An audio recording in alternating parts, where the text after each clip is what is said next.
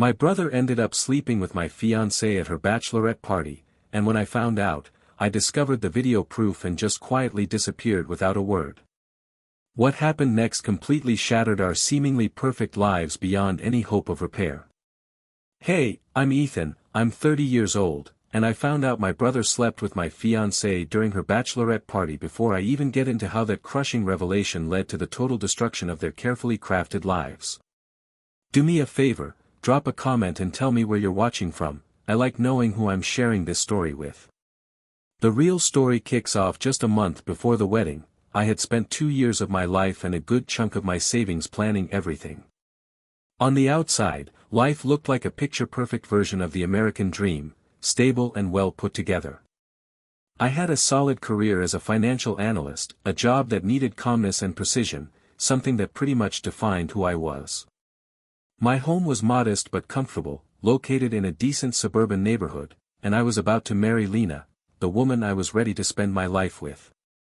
Lena was pure sunshine, that's the only way to describe her. Her laugh could fill up a whole room, and her smile made you feel like you were the only person in it. We'd been together for 6 years since that barbecue at a friend's place where we talked for hours by the fire pit. Our life together felt like it was written in stone, a simple, predictable script of marriage, a golden retriever, 2.5 kids, and growing old on a porch swing. I wasn't just happy with that plan, I actually craved it. But no matter how bright everything looked, there was always a shadow lurking, and that shadow was my younger brother Caleb. If I was the steady, dependable earth, then Caleb was the blazing sun everyone circled around. He was the golden child, he wore that title effortlessly, with an infuriating swagger that seemed to come naturally. He was charming, good-looking, and floated through life with a winning smile and a confidence that sometimes bordered on arrogance. While I built my life carefully, brick by brick, Caleb seemed to find fully formed castles waiting for him wherever he went. And our parents? They worshipped him, his brilliance in their eyes was undeniable, while they saw my quiet competence as just that, quiet. The wedding plans kicked into high gear, a whirlwind of activity that blurred days into nights, cake tastings, seating charts, tense talks about flowers and arrangements. Lena's maid of honor, Alyssa, was at the center of it all. Alyssa was Lena's best friend, but she couldn't have been more different from Sunshine. She was loud, intense, a real firecracker who seemed to thrive on drama. She took charge of the bachelorette party with an alarming amount of enthusiasm, promising Lena one last night of wild chaos before tying the knot. I remember her smirking at Caleb during a family dinner. She said with a wink, "Don't worry, Caleb," she told him, "I'll make sure your big brother's girl has a night she'll never forget." Looking back now, I should have seen it, the way she said it, the glint in her eye, but I was just a man in love back then, blind to what was coming.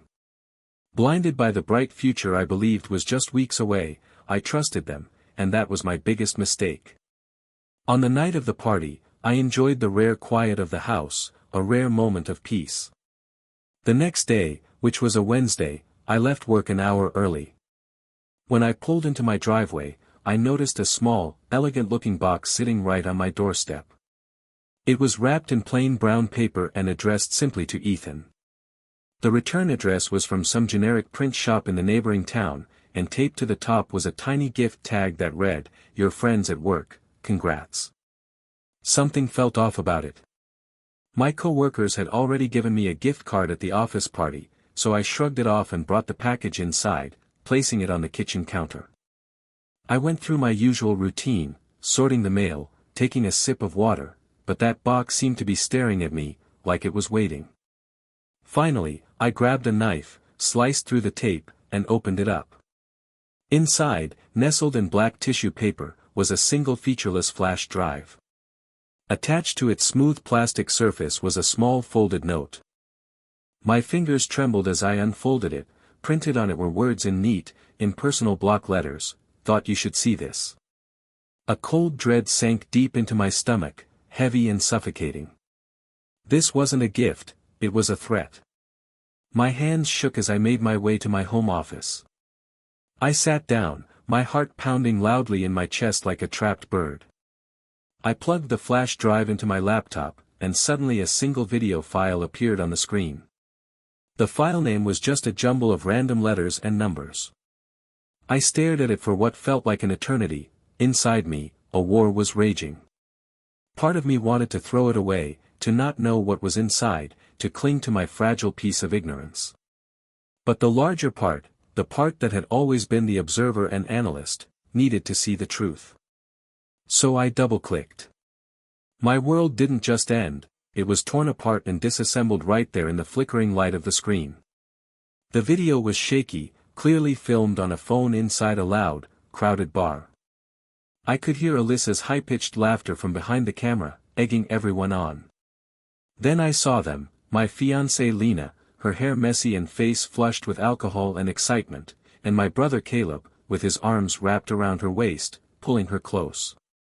They were laughing and shouting over the music until Caleb leaned in and kissed her. It wasn't some drunken peck, it was an intense, consuming kiss filled with raw hunger and desperation. The camera didn't shake or flinch, it zoomed in to capture every damning detail.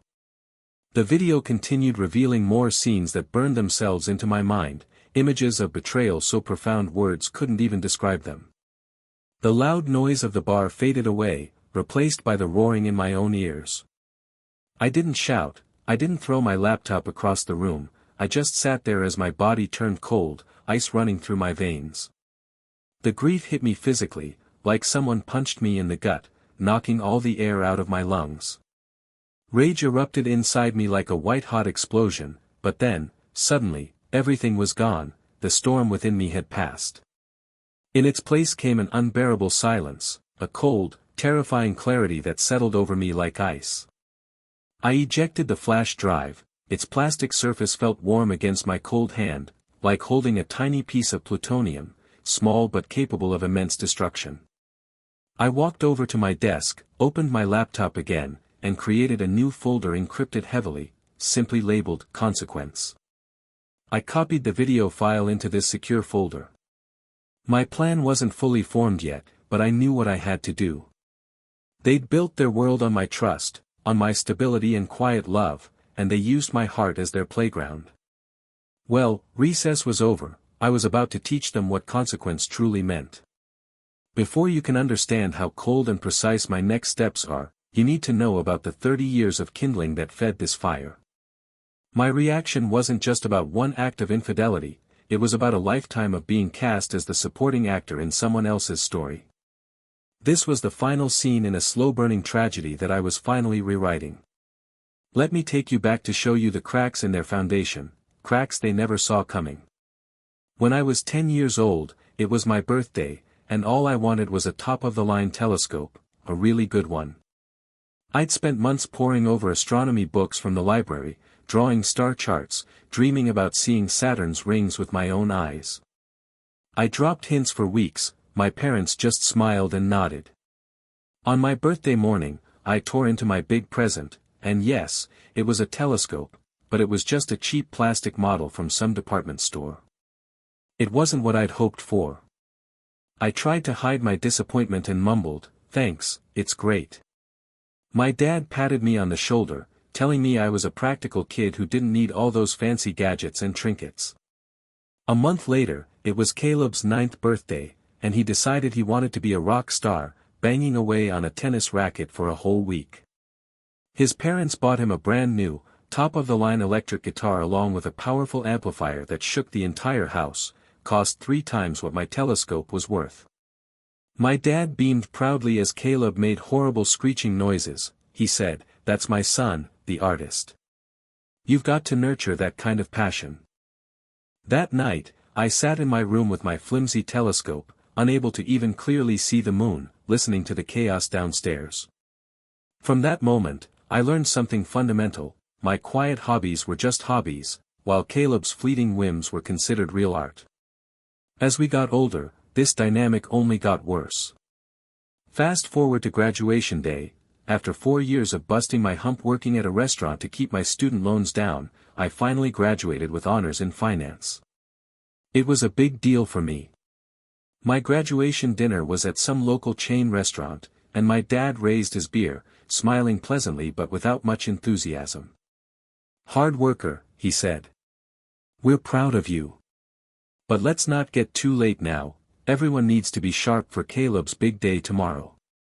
He gave me a quick handshake and a pat on the back, and my mom's hug was brief as she asked if my suit was pressed for the ceremony. The next day was Caleb's graduation, an event treated almost like a national holiday since he only scraped by with a C in business marketing.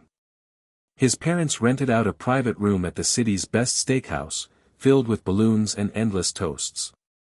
Outside, parked in front of the restaurant, sat a shiny cherry-red convertible with a huge bow on its windshield. Caleb didn't even seem surprised, he just grinned, slapped the roof, and said, "About time." It was clear this wasn't just a gift, it was his birthright. My dad threw his arm around Caleb's shoulders, booming with pride for everyone in the place to hear, "This is my son, the dealmaker. He's got the killer instinct and will take the world by storm." I stood to the side, sipping flat champagne, feeling so invisible it was almost like a physical sensation. It wasn't really about the car, it was about that glaring disparity, his potential being an investment, while my accomplishments were just checkboxes on some list. The professional world felt no different. A few years into my career at a mid-level financial firm, I was soaking up knowledge like a sponge. Instead of hitting bars at night, I spent weekends in front of my computer building complex investment models and teaching myself how the market worked. I spotted a niche opportunity in sustainable energy futures and crafted a detailed investment plan around it, something innovative, well-researched, and I was seriously proud of it. But then I made a colossal mistake. I shared it with my dad during a Sunday barbecue. I walked him through my data with passion in my voice. He looked genuinely impressed and said, "Wow, Ethan. This is really smart stuff." The next weekend, at a family dinner, my dad cleared his throat and announced, "Everyone, some exciting news, Caleb has decided to branch out on his own and start a new investment project." My blood ran cold. Caleb, looking impossibly smug, stood up and proceeded to present a butchered, simplified version of my plan as if it were his own idea, getting the terminology wrong and stumbling over basic questions. But the core concept? Unmistakably mine. My parents and Lena looked at him with stars in their eyes. "Oh Caleb," my mother gushed, "that's just brilliant." She praised his business mind as she always did. I looked at Lena, my girlfriend of 3 years, desperately hoping she'd see how unfair this was. She just smiled, squeezed my hand under the table, and whispered, "It's so amazing how ambitious your family is, you both are so talented." That felt like a knife twisting in my chest. She wasn't just ignoring the theft, she was normalizing it, acting like what he did was okay, turning my personal achievement into part of their collective mythology, the amazing Nam boys, with Caleb as president and me as some silent, uncredited research guy. The only person who saw things clearly was my best friend Noah. We've been friends since we were 5. After that dinner, I drove straight to his apartment feeling sick to my stomach from anger and humiliation. I didn't have to say much, he looked at me and knew exactly what I was feeling. He handed me a cold beer and said tiredly, "Let me guess, Caleb just came up with something incredible that sounds kinda familiar?" I nodded because I couldn't even speak. "Dude," he said firmly, "you've got to stop giving them your gold. They don't value it, they just melt it down and turn it into another trophy for his shelf. They don't deserve your brilliance." He was right, I knew he was, but they were my family. How could I just walk away? There was still one more person I needed to think about, my grandfather, my mom's dad. He was a carpenter, a man of few words but with a deep well of wisdom. He passed away when I was 25, but before he left this world, he gave me something more valuable than any inheritance. In the sterile silence of the hospital room, he waved my parents and a restless Caleb out so he could speak to me alone. His hand, rough and calloused from a lifetime of shaping wood, felt surprisingly strong as it gripped mine. His voice was a dry, raspy whisper. "Ethan," he rasped, his eyes clear and piercing right up until the very end, locked onto mine. "Your father is a good man, a good-hearted man, but when it comes to money and values, he's blind. He sees the flesh but misses the substance. You have my head for this kind of stuff, you see the grain in the wood. He paused, taking a rattling breath, then added softly, "Look after them," he pleaded. "They're family. But listen to me now, you've got to look after yourself first. Never let them make you feel small. Don't you dare forget what you're worth." I tried my best to honor both parts of his wish. I looked after them in ways they could never possibly understand. I took the small inheritance he left me and, over the years, I watched it grow. When my parents asked me to check out their modest retirement savings, I didn't just look, I took charge silently, turning their tiny nest egg into a small lake without them ever knowing. I became their financial guardian angel, never seeking recognition because it was easier to keep Caleb on top and maintain the peace.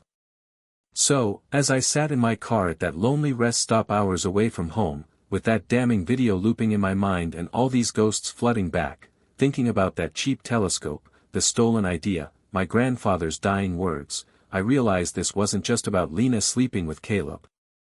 It was about all of them collectively stealing my life's work, my quiet dedication, my very self-worth, and treating it like it was nothing.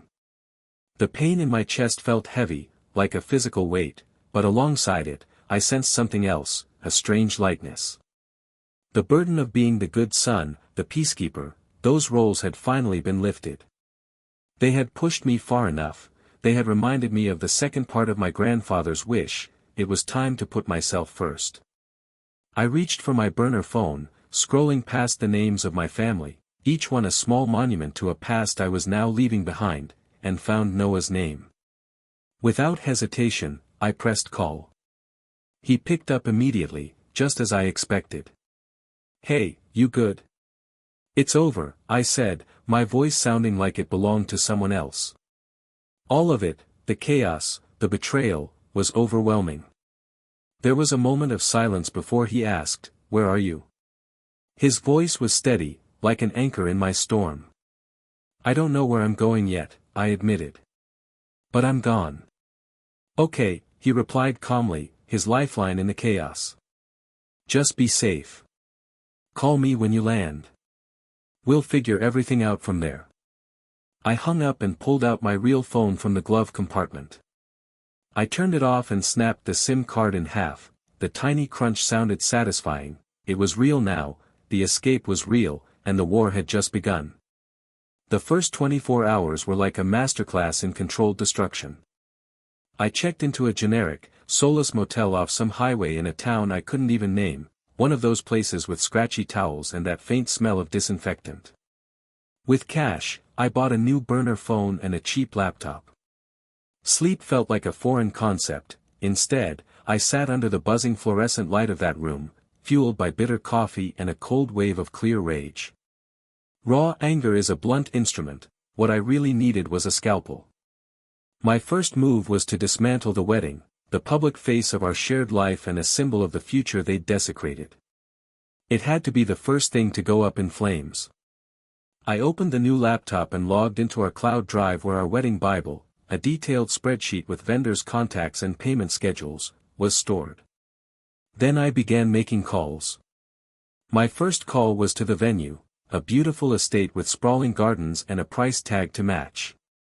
A cheerful event coordinator named Linda answered, "Good morning, this is Ethan Blake." I started speaking in my voice, a carefully controlled and calm deep tone, as I called about the Blake-Hartley wedding scheduled for next month. "Oh, Mr. Blake, yes, we're really looking forward to it. I was just about to reach out to you regarding the final menu choices," she chirped happily. I interrupted gently, "Linda, I need to tell you there's been a change of plans, we have to cancel the event." The silence on the line thickened with confusion. She asked, "Cancel? Is everything okay?" I assured her, "We're well past the deadline for a full refund, but everything's perfectly fine." I was lying, the words felt like rough gravel in my mouth. I explained that due to unforeseen personal circumstances, we have to cancel. As for the deposit, I understand it's non-refundable, but the secondary deposit, according to our contract, is refundable minus a 10% penalty. Please process that refund and send the remaining balance to this account. I gave her details for a new, untraceable bank account I had set up that very morning, an account that was solely mine. She stammered, apologized, and agreed. One call led to the next, the first domino falling, then the photographer, a trendy artist who charged an outrageous fee for capturing genuine moments, then the caterer, the band, the florist, even the bakery making our 5-tier wedding cake. Their call was almost comical. The baker asked, wanting to cancel the eternal love cake, sounding personally offended. That's right, I said, the eternal love cake was officially dead. With each call I made, I felt a piece of my old life being surgically removed. It was a hollow, painful process, but with each part cut away, a strange sense of power grew inside me. I was no longer just a victim in their story, I became the editor, cutting out the characters who no longer served my new plot. By mid-afternoon, the shock waves started hitting home. My burner phone, which I had only given Noah's number, started buzzing non-stop. A text from him read, "This is a full-blown Category 5 meltdown, Lena has called me 5 times hysterically, Caleb left a rambling, incoherent voicemail, your parents contacted my parents, telling everyone you've had a nervous breakdown and gone missing." A bitter, nervous laugh slipped from my lips, like I was on the verge of a breakdown, and it felt so fitting that they would spin my leaving as a sign of my weakness rather than blaming their own actions. Let them think what they want, the truth always has a way of clearing things up, and now was the time to reveal it. My next step was aimed straight at our social circle, the circle of friends and acquaintances who thrived under Caleb's charm and Lena's sweetness. I sat down and drafted a new email, with a stark subject line, "This is why I'm gone." The message inside was brief but direct. I told my friends that many of them might be worried or have heard rumors, but I didn't have a breakdown, I had a revelation. I apologized for them having to see this, but insisted they deserved to know the truth. Below that, I attached the video file, no need for explanations, the footage spoke for itself. I sent it to a carefully chosen handful of 5 mutual friends, people I knew to be decent, loyal, and most importantly, discreet. It was like setting off a digital time bomb, and I just turned the timer on.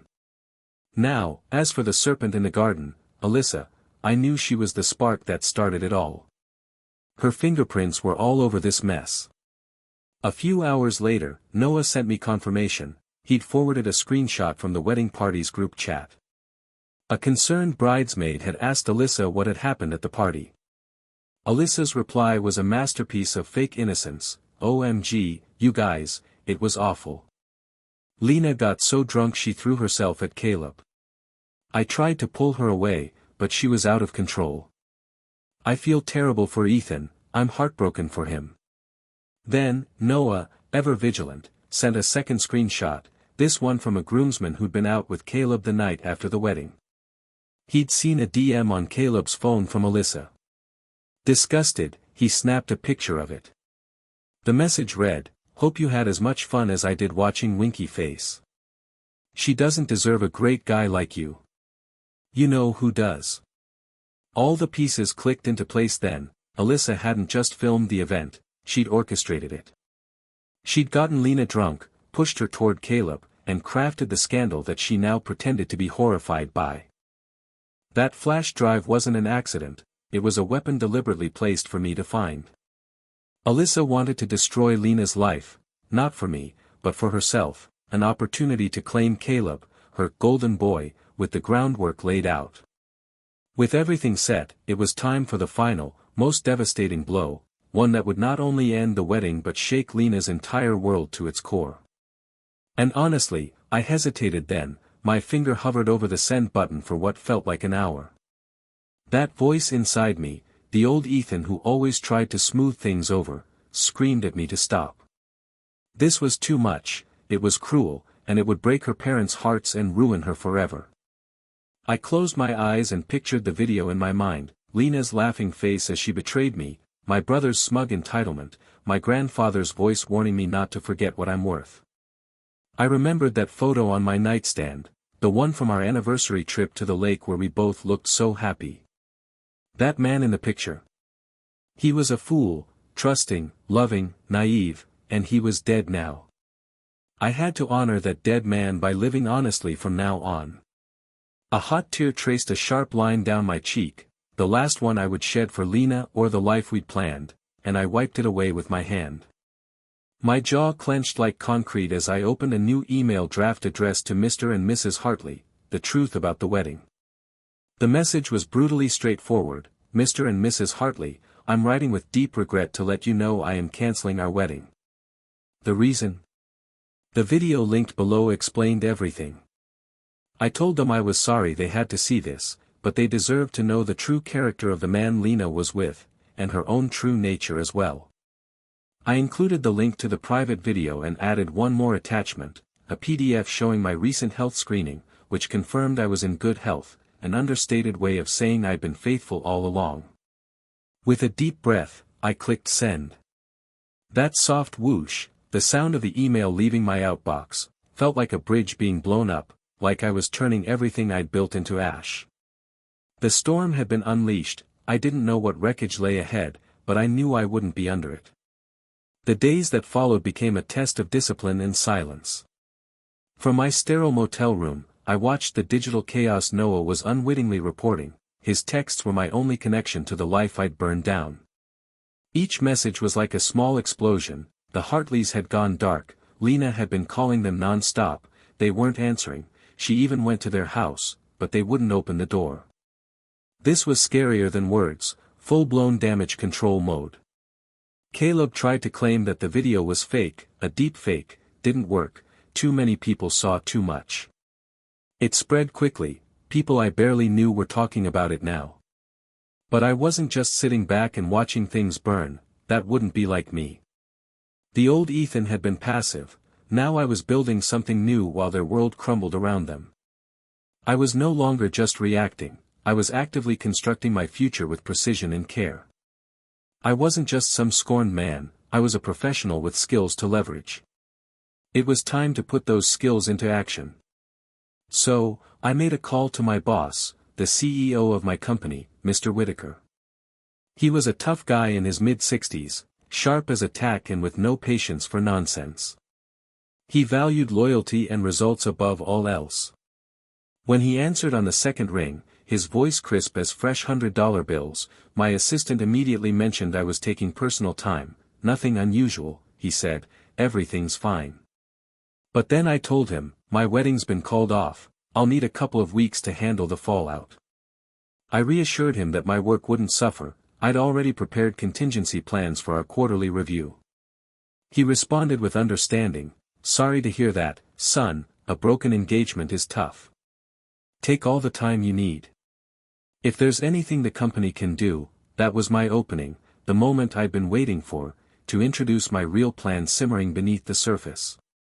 Actually, I said carefully, this situation has forced me to rethink my personal assets and where my true strengths lie beyond my current role. The seed was planted, a subtle hint at bigger ambitions. He replied with interest, is that so? When you're back on your feet, Ethan, let's have lunch. I'd like to hear your thoughts.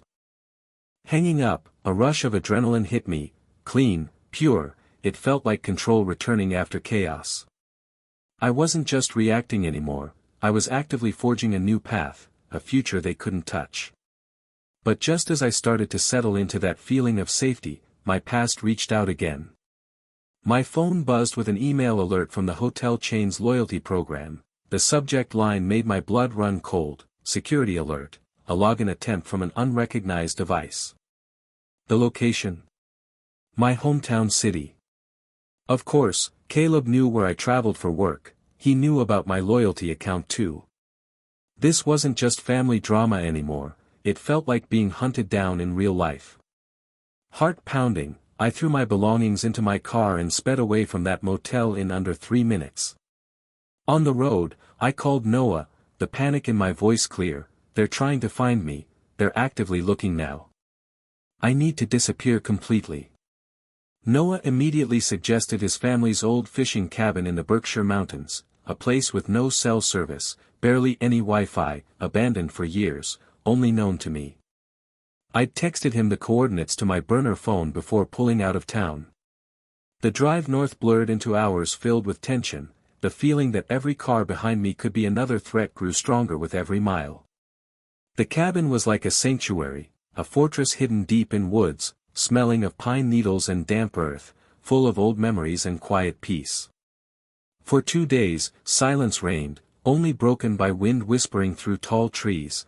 That peacefulness made me feel safe. That safety shattered on the 3rd day when I heard tires crunching on gravel outside. The sound froze me stiff in place. Only Noah knew this location, and now someone else did too. My body went rigid as I grabbed an iron poker from beside the fireplace, my heart beat loud in my ears, and pressed myself against the wall next to the door. Then, suddenly, a car door slammed, a familiar voice called out, "Ethan, it's me." Leo, Noah's cousin, had come all this way because Noah told him where I was. He looked worried, the neutral face of our family's Switzerland, calm, observant, unjudging. Slowly and cautiously, I opened the door. Leo stood there with genuine concern etched across his face. My tense shoulders eased just slightly, relief creeping in as he spoke. "I can't believe what they did," he said softly as he stepped inside and shook his head in disbelief. "It's unforgivable, the whole family's in chaos now." He had an incredible talent. For an entire hour, I played along perfectly, listening attentively, letting me speak, nodding appropriately, and validating my anger and pain. He made me feel like I had an ally within the family, a bridge back to some semblance of normalcy. I lowered my guard, and then he made his move, leaning forward with a shift in expression from sympathy to a serious, negotiating tone. "Listen, Ethan," he said softly, voice dropping, "I talked to your dad. He's broken. And your mom? She hasn't stopped crying for days. They're absolutely devastated." He paused, letting that sink in. "What Caleb and Lena did was monstrous, there's no excuse for it, but your scorched earth approach, airing all our family's dirty laundry for everyone to see. That's tearing apart our reputation, your grandparents' name. People are talking, Ethan. It's a public embarrassment." I stared at him, my grip tightening on the poker I still held. The word, embarrassment, echoed through the quiet cabin. "What we need to do," he continued, voice now a conspiratorial whisper, "is contain this, handle it inside the family. You need to come home. We'll have a big family meeting, a summit. Caleb will apologize if he has to, on his knees. You and Lena can figure out the rest. But the main point is, we have to present a united front to the world. We need to shut down the gossip, for the family's sake." His words made it clear he wasn't an ally but more like a PR fixer, someone sent by my father to minimize the damage and convince me to sacrifice my integrity to protect their image. He was just another person telling me that my deep personal pain was secondary to their social standing. The last fragile thread connecting me to that family snapped under the weight of his words. My resolve, which had been tempered by a flicker of hope, was now frozen in place, turning into something cold and sharp, something unbreakable. "You should go, Tuan," I said calmly, almost eerily free of emotion, an emotion he had so skillfully tried to manipulate. "Ethan, just think about it," he begged, realizing he was losing me. "It's the right thing to do." I cut him off sharply. A cold, bright idea flashed through my mind. "You're right, the meeting is a good idea. In fact, you can go back and tell my father I'll be there." I wanted to face everyone face to face because I had some things I needed to say. A wave of relief washed over his face, he thought he'd just won a victory. "Fantastic," he said happily. "That's the right move, Ethan. I'll let him know right now." He left practically glowing, convinced he'd secured a diplomatic win. Little did he realize what he'd actually done, that he hadn't brought the prodigal son back into the fold but had just handed the enemy an invitation to their own downfall. Sitting in my childhood living room felt like being on a stage set for tragedy, thick with unspoken accusations and the heavy smell of my mother's perfume. I hadn't set foot in this house in what felt like forever, and yet, nothing had changed. The same family portrait smiling falsely on the mantelpiece, the old grandfather clock ticking away the seconds toward an unseen judgment. They were all there, my tormentors, my father sitting stoically in his leather armchair like a king on his throne, wearing a mask of stern disappointment. My mother sat on the edge of the sofa, looking like a grieving matriarch, clutching a tissue in her hand. Lena sat beside her, pale and diminished, hardly recognizable from the vibrant woman I'd once planned to marry. Caleb was pacing nervously like a caged animal, his usual swagger gone, replaced by desperation and raw twitchiness. Near the fireplace stood Leo, looking pleased with himself, the self-appointed peacemaker of the family. The moment I entered, all conversation stopped. I didn't greet anyone. Instead, I walked straight to the empty armchair facing my father, the one reserved for guests, and sat down. I placed a slim black leather portfolio on the coffee table between us. The oppressive silence stretched painfully long until my father took it upon himself to speak, his voice carrying that familiar performative gravitas as he began, "Ethan, thank you for finally seeing reason. This public spectacle has gone on long enough. You've caused this family a lot of pain and embarrassment." I looked straight at him, my face unreadable, embarrassment echoing in my eyes as I let his words hang in the air. "That's what you think," I replied quietly. "My pain is an inconvenience. What your brother did was just a mistake." My mother's voice broke through with rising indignation. "A foolish drunken mistake, that's all it was. But families are supposed to forgive each other. Don't tear us apart over one mistake." Lena took that as her cue and launched into her rehearsed apology. "Ethan, I am so sorry," she choked out with tears streaming down her face as she clutched her foundation. "That night, I wasn't myself, Alyssa. She kept handing me drinks. Caleb, it just happened. I love you, Ethan. I've always loved you. We can get past this, I know we can."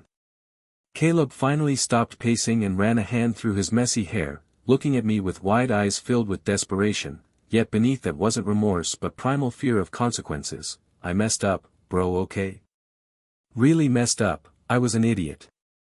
I'll do anything, to make this right. Just tell me what to do." Their chorus of excuses and self-justifications faded into the ticking clock as I studied each of their faces. They didn't see me, they saw a problem that needed managing, a loose variable messing up their perfect setup. Slowly, I leaned forward and opened the portfolio. "I'm not here to talk about the video," I said calmly. Shock rippled through the room as everyone froze, their expectations shattered because they knew what was on that tape. "Instead," I continued, voice steady, "this is about business, about our family business." I slid a thick, professionally bound document across the smooth surface of the table, and it came to a stop right in front of my father. "Do you recognize this?" I asked. He picked it up, furrowing his brow as he examined the cover page, "The Nom Family Trust." "What is this?" I questioned, my voice cold and hard like polished granite. "It's the legal entity I set up 5 years ago," I explained, "designed to manage your retirement savings, those funds that were just sitting in a savings account earning a pathetic 0.5% interest annually. I created it to help that money grow, to build a kind of fortress that would safeguard both of you in your later years." I shifted my gaze to Caleb, who was now staring at the document as if it were a venomous snake.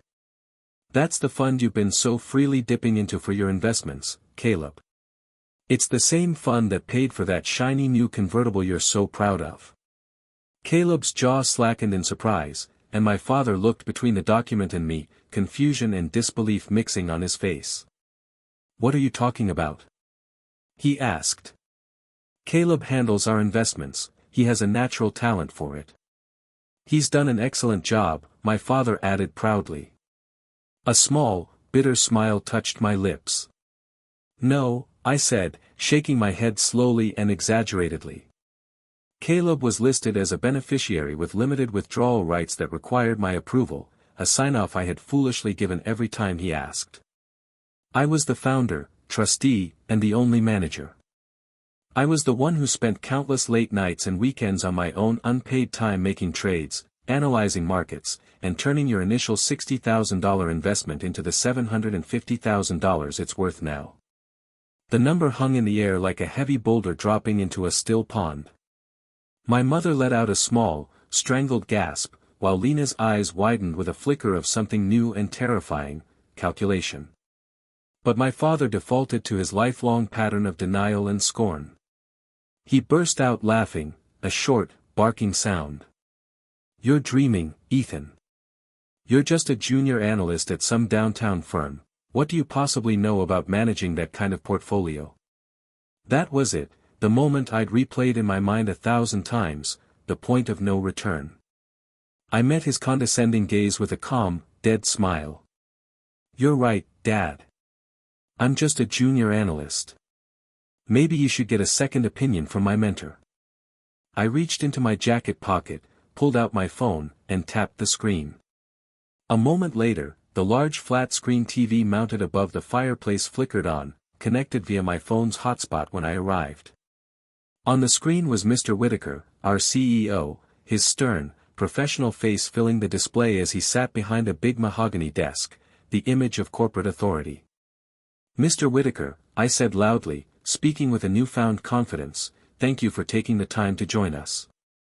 Could you please clarify for my family what our working relationship is and what my role at the firm entails?"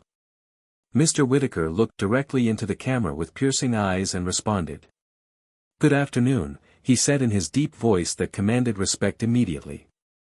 "Ethan, it's my pleasure to address the Nam family. Let me be clear, Ethan hasn't been a junior analyst in spirit for over 3 years, he's been my personal protege, one of the sharpest financial minds I've encountered in my 40-year career. He has been secretly managing a high-yield, high-risk fund for a select group of top executives at the firm. His returns have been nothing short of extraordinary, so much so that when he casually mentioned managing a small family trust, I wasn't surprised at all, it's in his DNA."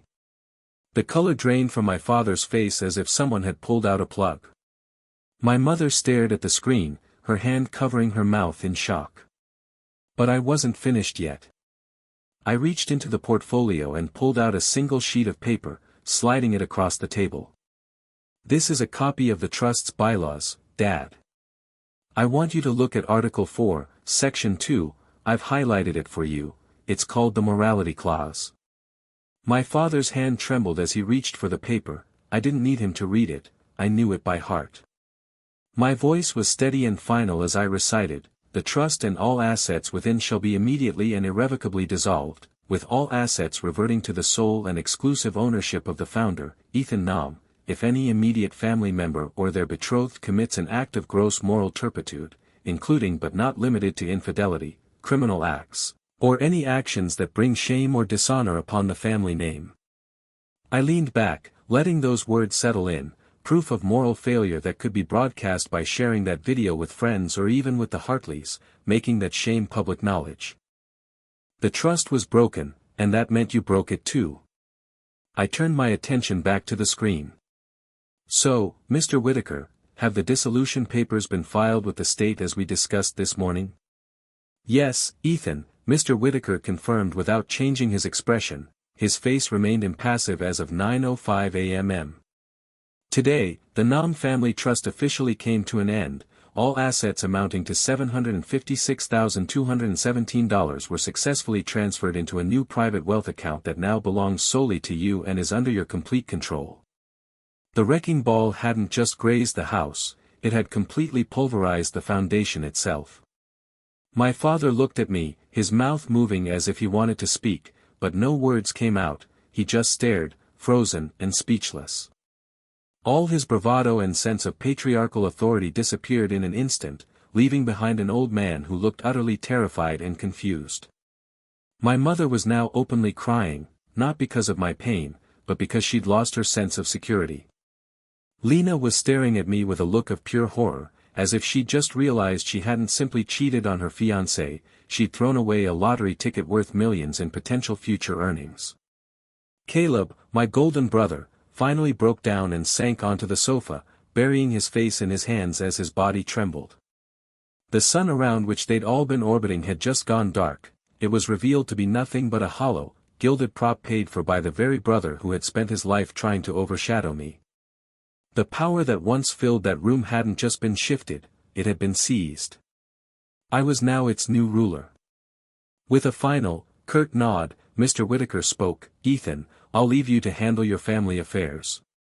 My office will be in touch tomorrow to discuss the new fund. Well done. Then the screen went black.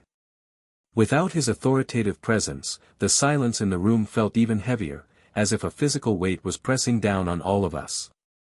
The only sound was the frantic ticking of the grandfather clock and my mother's faint, ragged crying. For a full minute, nobody moved or said a word.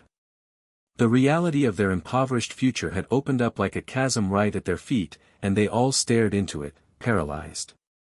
My father, a man usually quick with words, looked shrunken in his big leather chair as he gazed at the blank TV screen, then at the useless trust document trembling in his hand, and finally at me. His eyes were wide with desperation and confusion. He wasn't just looking at his son, he was looking at the architect of his ruin. He finally found his voice, but it sounded pathetic, a broken echo of his usual booming tone. You can't, that's our money, Ethan. Our retirement, our future. I cut through the silence sharply and definitively. No, it's your money, more precisely, it was your seed money. I was the farmer who tilled the soil, planted the seeds, and tended the crop. You were supposed to reap the harvest, but instead, you let wolves into the field. You broke the deal, this deal is off. I pushed myself to my feet slowly and deliberately. Then, in a flash, Lena was off the couch, her face streaked with tears and desperation. She lunged forward and grabbed my arm, her manicured nails digging into my sleeve. Her touch was cold and fiery all at once, almost repellent. She begged me desperately, her voice trembling with ugly franticness, Ethan, please, don't do this. We can fix it, I swear, I'll never speak to him again. We can still get married, have that money, that life, our life. I gazed down at her hand, this very hand I once dreamed of holding for the rest of my days, and then I looked into her eyes, but there was no love shining back, no remorse for the pain she'd inflicted on me. Instead, there was only the raw, animalistic panic of a gambler who had just lost everything on a reckless, foolish bet. She wasn't mourning me, she was mourning the lifestyle I represented, the life she chose to walk away from. I slowly unclenched her fingers from my arm one by one, as if removing a parasite, and said plainly, there is no we, Lena. My voice was gentle but lacked any warmth. There's no our life anymore, you made your choice that night at the bar with my brother. This is just the consequence. I genuinely wished her the life she'd earned for herself. Then I turned my back on her and faced Caleb, who still refused to meet my gaze, huddled on the couch with his head in his hands, looking like a person drowning in self-pity. You had everything, Caleb, I told him flatly. The whole world was handed to you on a silver platter, a platter I paid for, and you traded it all for a 5-minute thrill. I hope it was worth it. I shifted my attention to my parents. My mother looked up at me with a face that told a story of confusion and betrayal, her own willful blindness laid bare. She whispered the question that summed up her entire life's blindness, why? Why would I do this? Why would I destroy my own family? As I looked at her, my mother, I suddenly felt an overwhelming wave of pity, not for her, but for the son she'd never taken the time to really know. I didn't destroy this family, I said softly, my tone barely perceptible in its change. I just balanced the books after 30 years. I explained, my account with this family has been overdrawn for a long time, endless deposits of love, respect, my ideas, my time, my talent, but all I ever got back were withdrawals of neglect, dismissal, and disrespect. Pausing for emphasis, I added, today, the account is closed. The debt settled. I chose that financial metaphor intentionally because it was the only language they truly understood, no more emotion involved, just a final, clean transaction. Turning toward the front door, I felt the polished wood under my feet creak as I took my first step. My father's voice stopped me. Where are you going? He asked hoarsely, defeated. I paused at the threshold, my hand on the cool brass doorknob, but I didn't look back. I didn't want their broken faces to be the last thing I saw. Instead, I wanted the back of my head, the image of me walking away, to be what I took with me. I'm going to my life, I told the door, that's the life I built, the life I earned. Stepping over the threshold into the cool afternoon air, I pulled the heavy oak door shut behind me. The solid click of the latch was one of the sweetest sounds I'd ever heard, like a prison door locking with all my jailers trapped inside. As I strolled down the familiar driveway, I didn't rush, I took my time. Passing by the basketball hoop where Caleb always beat me because he was bigger and more aggressive. Moving past the flower beds my mother cared for more than she ever cared about my feelings. Then I saw the garage, the place where my sensible sedan was parked next to the empty space that used to hold Caleb's convertible. I got into my car, started the engine, and pulled away from the curb without even glancing in the rearview mirror. I was driving away from the wreckage of a dynasty built on lies, silent behind its prosperity. Turns out, I'd been the silent architect of that success all along. So it only felt fitting that I'd be the one to tear it down publicly. The air streaming through the open window felt fresher, the sun seemed warmer, and for the first time in my life, the road ahead belonged entirely to me. A year can feel like an entire decade when you're intentionally rebuilding from scratch. The first few months were a blur of planning and quiet reflection. I moved 3 states away to a lively city where the skyline shouted ambition and anonymity was like a balm for my soul. Here, I wasn't Ethan, the wronged brother, just Ethan Whitaker. Mr. Whitaker kept his word and then some. He didn't just give me a promotion, he created an entirely new division for me, the Special Investment Projects Group. It was a small but elite team where I led from the front. My new role was to do for our biggest clients what I'd done for my own family: find hidden value, nurture it, and help it grow. It was demanding work, exhilarating and deeply rewarding, and it finally allowed me to show everyone what skills I'd hidden away for so long. My personal life also went through a major overhaul.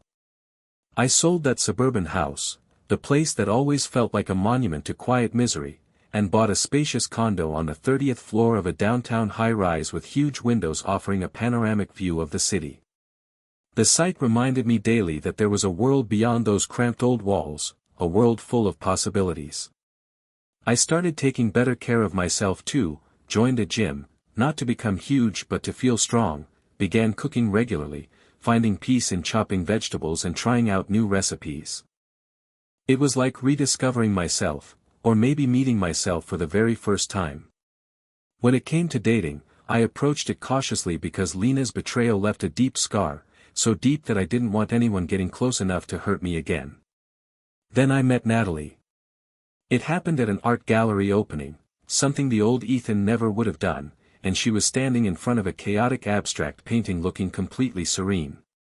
She was an architect, a builder of things. Our first few dates were tentative. On our 4th date, over a quiet Italian dinner with a bottle of wine, I decided to open up about everything, the messy story from that bachelorette party to that disastrous family meeting. I expected her to be horrified, to see me as damaged goods, a man defined by revenge. When I finished telling her everything and there was silence between us, she didn't recoil or judge me. Instead, she simply reached across the table and placed her hand on mine. And then she said something that caught me off guard: "That doesn't sound like a story about revenge." "Ethan," she said softly but with conviction, "it sounds like a story about survival, like you've come through a hurricane and had to break through the wreckage to reach safety, to be truly seen. That moment was deep and healing for you." That year, Thanksgiving was the first time in my life I spent away from my family. Usually, the thought would fill me with a heavy sadness and loneliness, but this time, it felt freeing. I decided to host the holiday in my new condo. My guest list was small but meaningful. Noah and his wife, who are my solid friends, drove down and brought a relaxed, honest energy that filled my apartment with genuine laughter. Mr. Whitaker and his wife came along too, bringing along a fantastic bottle of scotch and showing me a kindness that went way beyond just being colleagues. Natalie was there too, moving around my kitchen like she belonged there, her presence a quiet but steady light. As I stood at the head of the table, carving the turkey, I looked around at everyone's faces. This was my family now. Not by blood, but by choice, built on respect, loyalty, and real affection. The sense of belonging was so strong that it almost made me tear up. It felt authentic and earned. A week later, I got a thick envelope forwarded from my old address. The elegant, looping handwriting on the front was unmistakably my mother's. My first instinct was to toss it without opening. Why let their poison seep into my fresh start? But curiosity got the better of me. I had to see how their story ended. I poured myself a glass of that expensive scotch Mr. Whittaker had brought, sank into my armchair overlooking the city lights, and unfolded the letter. It was 4 pages long. It wasn't an apology, it was a calculated emotional attack. It started with a long, detailed story of their suffering. Ethan, I don't know if this letter will even reach you, but I pray it does. Your father's spirit has been completely broken, he just sits in his chair all day staring at the walls. We had to sell your childhood home, Ethan, your house, and now we live in a small, cramped apartment across town. It's humiliating. The letter went on to describe Caleb's situation. Your brother is barely himself anymore. His reputation is shattered, no one will give him a chance. He's fallen into a deep depression and hardly leaves his room. You didn't just take our money, Ethan, you took his future.